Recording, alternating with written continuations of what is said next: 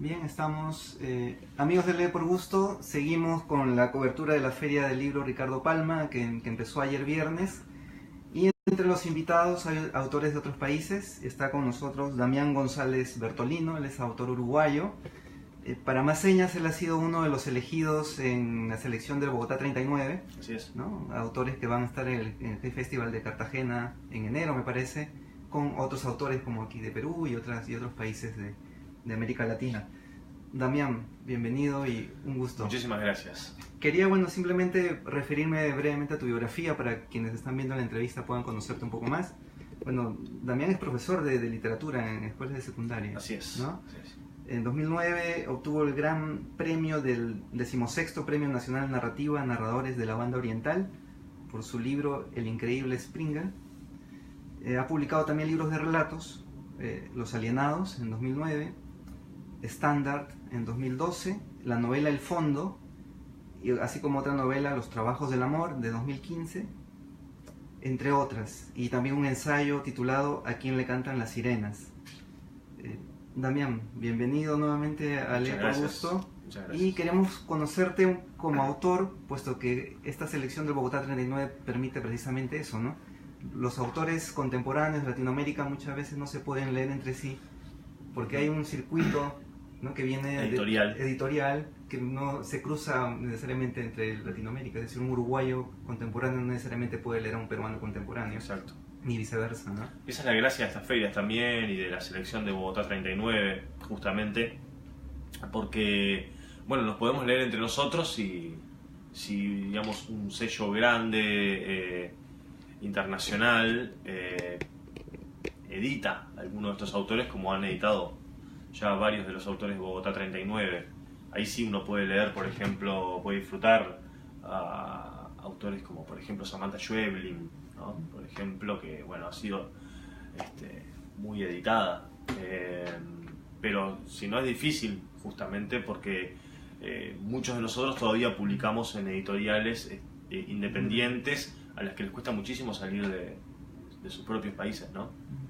Y a lo mucho hay una cercanía con Argentina, ¿no? Pero que no permite llegar a otros países como el Perú, como a Colombia quizás, ¿no? Exacto, sí. Yo tuve la suerte de publicar en Argentina también. Mi primer libro se reeditó en Argentina con la editorial Entropía y eso me dio de repente la posibilidad de llegar a un público mayor, ¿no? También no olvidemos que Internet es a diferencia de otras generaciones, Internet nos permite, aunque de repente no podamos acceder al libro, por ejemplo, de estos autores de la selección de Bogotá 39, yo lamentablemente no he podido leer a muchos de ellos, pero por lo menos los pude buscar en YouTube, en entrevistas, leer entrevistas en medios de prensa, leer algunos fragmentos en blogs o en páginas especializadas, y eso, por lo menos mitiga un poco la ausencia de algunos libros en las librerías del país de uno, ¿no? Para hablar un poco de tu obra ya, Damián, hay una huella o una marca muy importante que es la familia, ¿no? Sí. Tanto Tanto en la biografía como propiamente en la obra. Lo digo porque en una entrevista tú comentabas, que no habían libros en casa, pero hasta que ocurre un episodio, ¿no? Tu abuelo fallece, Sí. tu abuelo materno, italiano, Ajá. y heredas los libros o te dan los libros, ¿no? Y ahí aparece este camino, ¿no?, del lector, teniendo 8 años, me parece. Sí, lo que me lleva también a leer y a la literatura, a escribir, es, como supongo que a muchos también, es el aburrimiento, ¿no? Largas tardes y noches en un lugar muy aislado como era donde yo vivía, rodeado de árboles y no muchos vecinos en aquella época. ¿Tú naciste en Punta del Este? Sí, sí. Y aparte yo era asmático, entonces no me dejaban salir mucho de mi casa. Tenía que estar adentro en aquellos largos inviernos. Y sí, cuando muere mi abuelo materno, mi abuelo Ángel, eso fue creo que en el año 88, 89. Nosotros estamos en Punta del Este, Maldonado, y la única persona en la familia que viaja es mi madre, a Montevideo, que es donde mi abuelo vivía. Y a la vuelta trae una bolsa con ropa, que es lo que siempre pasa en las familias que son humildes, y las otras también, ¿no? Que la ropa de unos primos está perfecta porque ya crecieron, entonces bueno, vamos a dársela a los otros, ¿no? Entonces llegó una bolsa ahí con ropa de unos primos que ya no la precisaban, y ahí entreverados llegaron unos libros también, ¿no? Como siempre cuento, esas fueron mis primeras lecturas. Juan José Morosoli y su libro Perico, es uno de los libros más emblemáticos de la literatura infantil de Uruguay, y no tan infantil. Otro autor uruguayo muy interesante, José Monegal, de La Frontera, un lugar llamado Cerro Largo, la frontera de Uruguay con Brasil, la parte norte del país. Era una historia de fábula, de zorros, llamada Memorias de Juan Pedro Camargo, una novela que releí con los años un par de veces más y me pareció estupenda, aunque no la entendía mucho cuando era chico. Y me acuerdo que bueno, esas fueron las experiencias fuertes de mis primeros años como lector, el no entender lo que leía. Eso fue una cosa que me acicateó muchísimo, porque en la escuela yo todo lo que leía lo comprendía, los textos de historia que nos daban las maestras, no sé, recortes de prensa, pero de repente llegar a leer algo que no entendía, que escapaba a mis posibilidades de comprensión, fue algo muy, no frustrante, sino que fue algo muy desafiante, ¿no? Yo no estoy entendiendo esto. Me acuerdo de pensar eso cuando tenía 9 o 10 años y leer esa novela de José Monegal. Yo no estoy logrando comprender esto. Entonces, de forma pareja, pensar qué me está faltando conocer de ahí afuera para entender esta historia, ¿no? De hecho, me llevó mucho tiempo entender que eran zorros los personajes. No podía concebirlo. ¿Y cómo es que ya te planteas el momento de escribir ya, de crear, de la creación propiamente? ¿Cómo es? ¿En qué momento empiezas ya a decir, bueno, voy a escribir ficción, historias? Bueno, eso es un poco difícil de precisar porque suelo pensar mucho tiempo en lo que escribo. De hecho, hace un poco menos de un mes terminé de escribir una novela nueva que se llama Herodes. Y yo creo que estuve pensando esa novela durante unos 7 o 8 años. Desde que se me ocurrió a través de una noticia que leí en la prensa una mañana, y se juntó esa noticia que leí en la prensa que tenía que ver con un ladrón que había sido atrapado en unas circunstancias muy peculiares donde yo vivo, allá en Maldonado, y se juntó con una historia que escuché de un padre que vivía con su hija, y cuando se juntaron esas dos historias se produjo, digamos, la concepción de esa novela de Herodes, y que fui pensando a lo largo de mucho tiempo hasta que el año pasado me decidí a escribirla, ¿no? No podría decirte que tengo un método, un sistema claro de cómo es que surgen las historias. Yo apunto mucho, llevo muchos apuntes, duermen durante mucho tiempo en mis diarios personales, mis diarios de sueños, pero no tengo un método, digamos, sistemático de cómo voy a escribir. Y eso es lo más excitante también, de cómo es que surgen las historias y se van desarrollando. Después sí, cuando sé que voy a escribir, ahí me aplico muchísimo.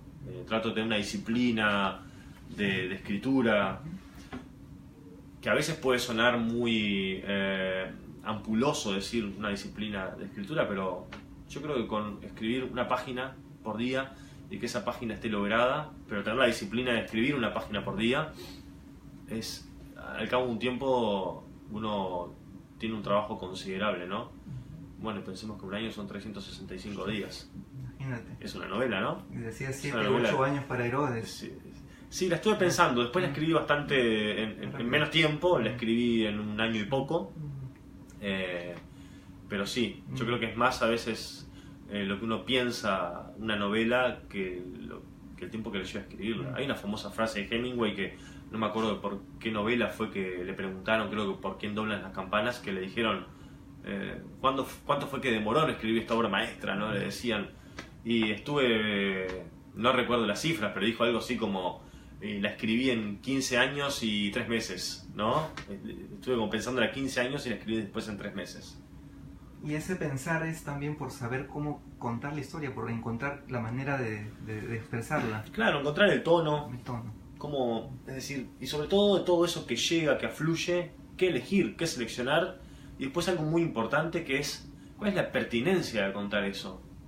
Y yo creo que eso es algo que no se deduce solamente de la observación del argumento, de los hechos, A, B, C, sino que es algo que se deduce a un nivel mucho más profundo.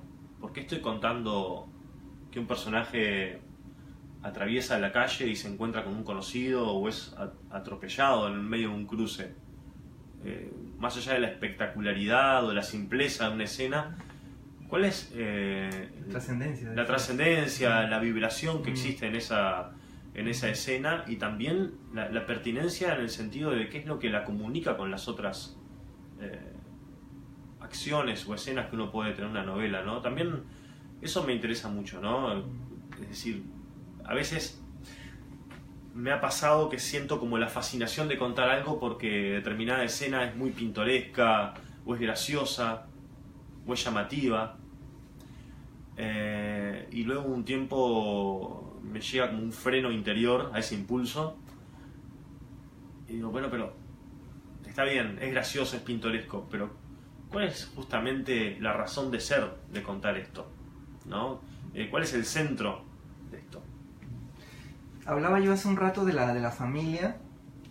Quizás más bien sería preciso hablar de la anécdota, o sea, ¿no? Por ejemplo, el increíble Springer, ¿no? Es retrotraerse o remontarse a una anécdota familiar, una Exacto. vivencia de tu padre, ¿no? Exacto. ¿No? Y cómo contarla. Entonces, ese recuerdo de tu papá, de ese episodio que lo marcó a él, ¿no? Con el presidente del país en ese instante, que te la transmite a ti y tú eliges contarla, ¿no? Sí. Quisiera reflexionar a partir de eso, me parece muy importante. Bueno, primero que nada, la familia es un relato en sí mismo, ¿no? Es más allá de una serie de relaciones o de relaciones de poder entre sus individuos, relaciones que son cambiantes a lo largo del tiempo, ¿no? Los padres se encargan de uno, pero después uno es el que se termina con el tiempo encargándose de sus propios padres, ¿no? Así como Pinocho cuando va a rescatar al padre, ¿no? El padre va a buscarlo a él, pero después es el propio Pinocho que tiene que ir a buscar a su padre en la historia. Pero también la familia es un relato, funciona como una interacción de relatos, ¿no? Una lucha de relatos por tener una determinada preeminencia. En el caso de la génesis del increíble Springer, que es mi primer libro publicado, sí, la historia parte de un episodio en la infancia de mi padre, un episodio muy fuerte que dentro de lo que era su vida en ese momento alteró todo, fue un gran impacto. De todos modos, yo solamente me quedé con la punta del iceberg, digamos, de esa historia, y la retrabajé luego imaginativamente.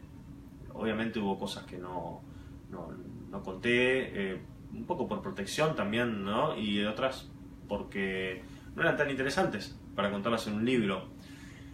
Pero sí tomé ese episodio, que me sirvió también para imaginarme cómo era ese lugar donde yo vivo, pero unos 30 y pico, 40, 50 años antes, a través de los ojos de mi padre. También fue la posibilidad de usar eso como un ejercicio imaginativo, imaginar, digamos, el pasado, imaginar la mirada de los padres de uno a través de una historia también, ¿no? Esa mirada. Y en cuanto al estilo, Damián, tú decías que te han hecho notar mucho esta irrupción de lo extraño en lo cotidiano, ¿no? Sí, bueno, me asocian un poco también a una expresión de lo fantástico. Yo siempre soy un poco reacio cuando me dicen eso, no es que tenga terquedad y obcecación cuando me plantean esas cosas, pero yo creo que es también una forma del realismo. Es decir, nos pasan todo el tiempo cosas que son absolutamente perturbadoras, basta con que uno abra un diario de mañana para encontrarse con atrocidades, con expresiones perturbadoras de lo que hace la gente, ¿no? Lamentablemente. Y bueno, y después, sin entrar en el realismo mágico o en lo real maravilloso, también ocurren cosas que zafan de lo que consideramos nuestra lógica común, que siempre está dirigida por discursos que son más o menos homogéneos. Yo te diría que como lector me interesa mucho más el realismo que la literatura fantástica. Disfruté mucho, fui un gran lector de literatura fantástica y cada tanto leo algo, pero fui un gran lector de literatura fantástica entre mi adolescencia y mis 25 años, pero poco a poco después me fue ganando el realismo más puro y duro del siglo XIX, y es el que más me entusiasma leer hoy por hoy, esa voluntad totalizadora que tiene el realismo. Yo creo que hay una especie de vuelta también a eso, pero me gusta más esa expresión. Y dentro de la literatura uruguaya puede hablarse de una tradición, es decir, que viene desde Quiroga, Felisberto Hernández, Onetti. ¿Cómo encuentras tú esta situación de los narradores o escritores uruguayos actuales? Por supuesto que hay una tradición. Tenemos grandes escritores en Uruguay, tenemos un linaje excepcional de cuentistas sobre todo. Uruguay es un país en el que sobre todo hay muchos cuentistas y narradores breves. No es una literatura en la que encontramos abundancia de novelas de 400, 500 páginas, aunque hay casos notables, excepcionales, ¿no? Pero sobre todo es una literatura de narradores, de cuentistas o de narradores de cuentos largos o relatos largos. Y bueno, ¿cómo es que cómo sigue esa tradición? Bueno, es decir, también creo que lo que está pasando ahora con los narradores uruguayos actuales, llamémosle los de mi generación, y también otros que ya están escribiendo y que tienen 10 años menos, quizás, es que también cada uno busca, digamos, su propio lugar. También noto eso, ¿no? Que no hay ya como antes una suerte de parricidio como una generación anterior, sino que yo cuando hablo con otras personas que escriben, no noto ese gesto. Noto que uno acepta o toma lo que le gusta, pero tampoco con la necesidad de tener que romper con algo previo, ¿no? Bueno, es mi caso. ¿Tú de dónde has bebido, digamos? ¿De dónde has...? Bueno, me gustan muchos narradores uruguayos. Me gusta, obviamente, Juan Carlos Onetti, me fascina Felisberto Hernández, me gustan muchas cosas de Horacio Quiroga, también de Carlos Martínez Moreno, un narrador algo olvidado de la generación del 45 en Uruguay. Me gustan mucho esos narradores asociados al nativismo o al criollismo, digamos, en las primeras décadas del siglo XX en Uruguay, que también se enlazan con esa necesidad que hubo en Latinoamérica de contar lo regional, lo autóctono también, ¿no? Muy propia del comienzo del siglo XX. Ahí te puedo nombrar a Juan José Morosoli, que me parece uno de los narradores que yo más reverencio en la literatura uruguaya. Quizás no tan extendida su lectura como antes. Es un narrador de historias de pueblos del interior de Uruguay, particularmente un pueblo llamado Minas, aunque no nombra casi en su obra, pero uno cuando lo lee sabe que es ese pueblo, sabe que es esa ciudad ahora, Minas. Y ese narrador me gusta mucho. Un narrador elíptico, de cuentos muy breves, 3, a lo sumo 4 páginas, muchos de esos cuentos centrados sobre todo en las peripecias de personajes, en 2, 3, 4 momentos a lo sumo, que son muy importantes en la vida de un personaje, que definen su esencia, su razón de ser en el mundo, su drama. Es un narrador que yo admiro muchísimo. Ojalá yo tuviera la facilidad con que Morosoli escribía una historia y la resolvía en 3, 4 páginas. Yo no me sale escribir cuentos cortos, ¿no? Admiro muchísimo eso que hace Morosoli, justamente. Es un gran narrador. Decías que escribir nace de la incomprensión. ¿Y para ti cómo es el proceso de escritura? ¿Placentera? demandante, desgastante? Bueno, hay diversos estadios, creo, cuando uno escribe, ¿no? Para mí, cuando se me ocurre una historia, es un poco también como una historia de amor cuando surge, ¿no? Uno está fascinado porque todo encaja, ¿no? Y todo lo que va llegando, todo tiene que ver con eso que se te está ocurriendo. Escribir también es una forma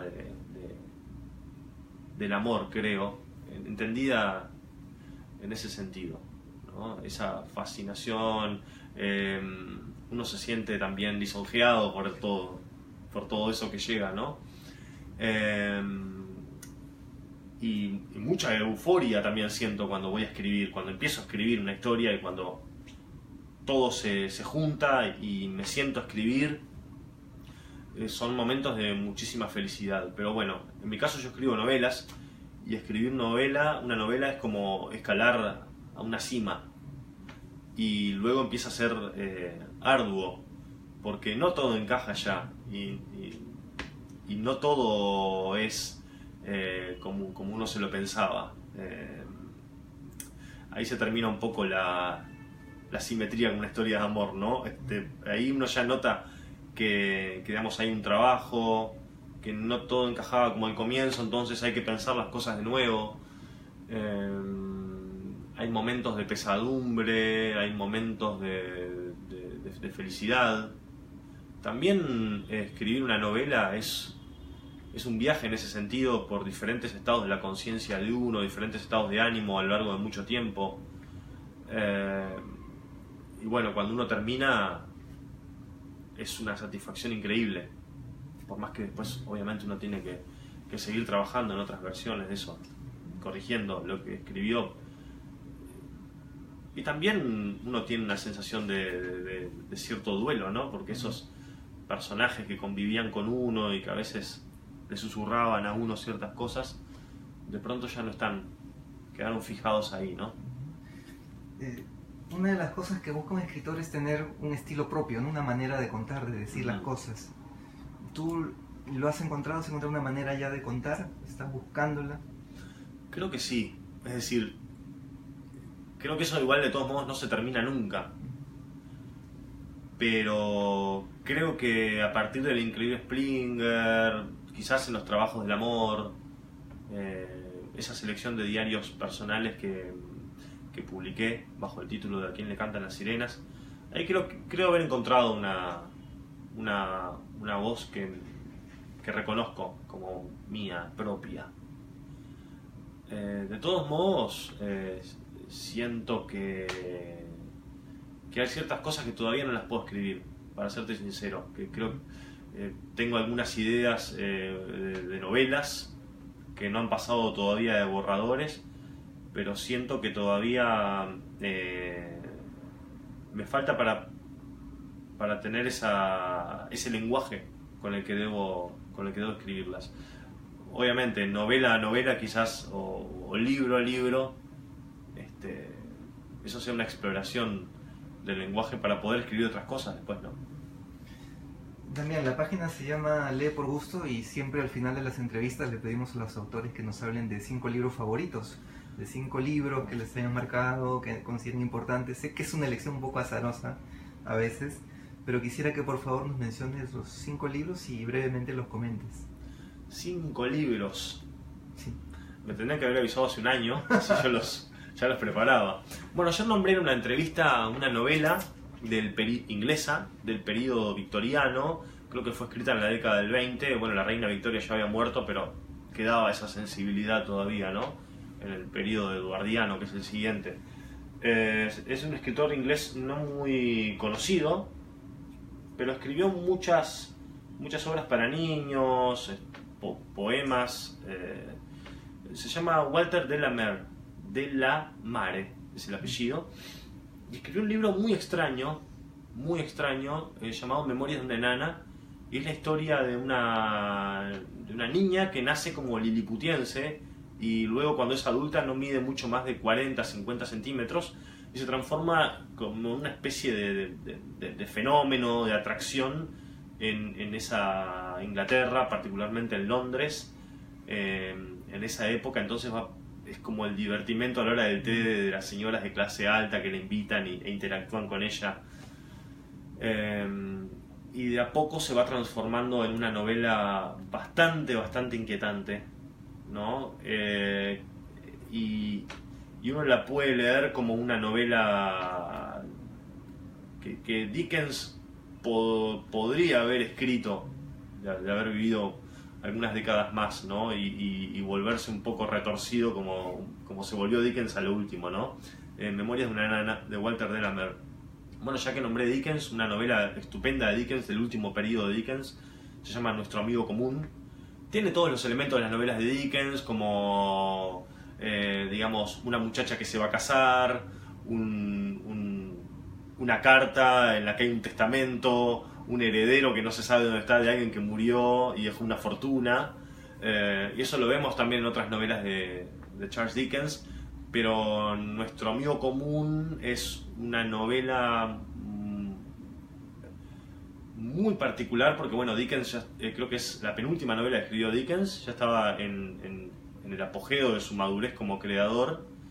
Es una novela muy extensa y que tiene una particularidad, y es que todos los capítulos se leen como relatos en sí mismos, aunque existe una concatenación de las acciones, pero son capítulos que tienen tal intensidad que son un mundo en sí mismos, y también es notable en esa novela el trabajo de los personajes, la descripción de los personajes, sus acciones, sus gestos, es algo admirable. Otro gran libro, estoy un poco también así de lo que viene, ¿no? Si me hacen esta entrevista mañana, nombro 5 libros distintos. Seguramente. Lo más seguro. Y siempre que me hacen esta entrevista así y me piden 5 libros, nombro 5 libros diferentes siempre. Pero bueno, ya que nombré Juan José Morosoli, podría nombrar un libro de cuentos de Juan José Morosoli, ese autor uruguayo, que se llama Tierra y Tiempo. También es el Morosoli. Morosoli murió a los 57 años. También, como hablaba recién de Dickens, en lo más alto del desarrollo de su técnica literaria. Y Tierra y Tiempo es un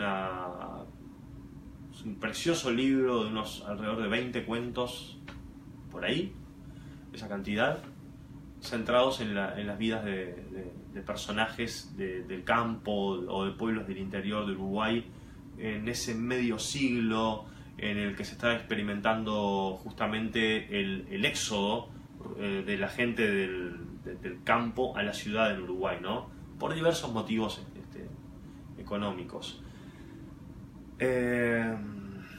Elías Canetti, uno de mis autores favoritos.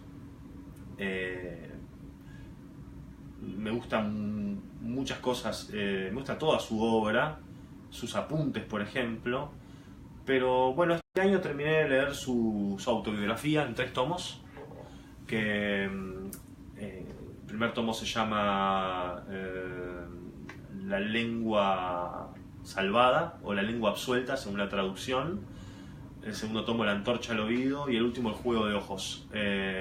Fascinante, es como no solamente la vida del propio Canetti contada hasta sus 30 y pocos años, hasta que se produce La noche de los cristales rotos, y él, como otros judíos, tienen que escaparse de esa Europa convulsionada, y él se va con su esposa a vivir a Inglaterra.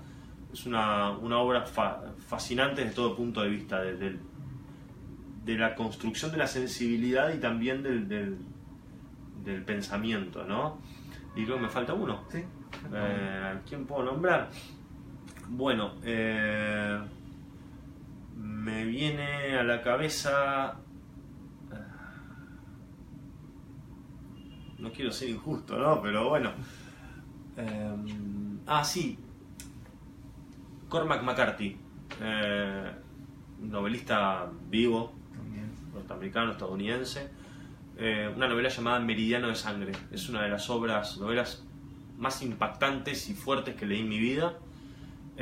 Todos sabemos que la obra de McCarthy reflexiona mucho acerca de la violencia, pero también reflexiona mucho acerca de lo que es la cultura, la cultura como expresión humana, ¿no? Y sobre todo en relación al paisaje.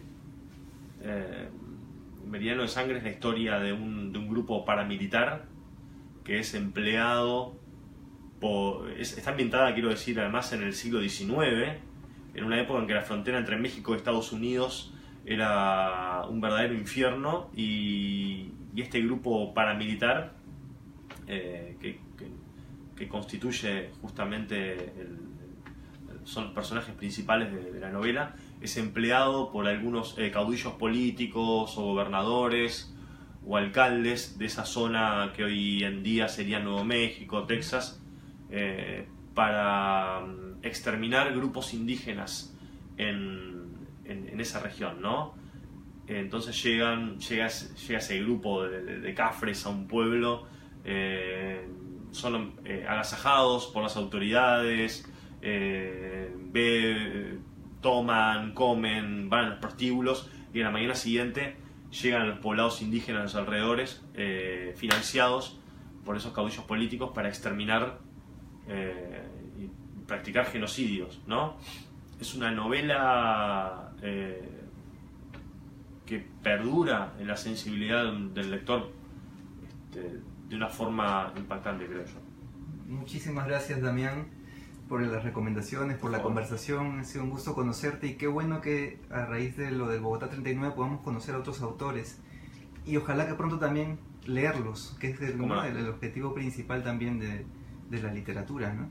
Me llamó mucho la atención El increíble Springer, El fondo, ¿no? Ojalá que podamos leerla pronto.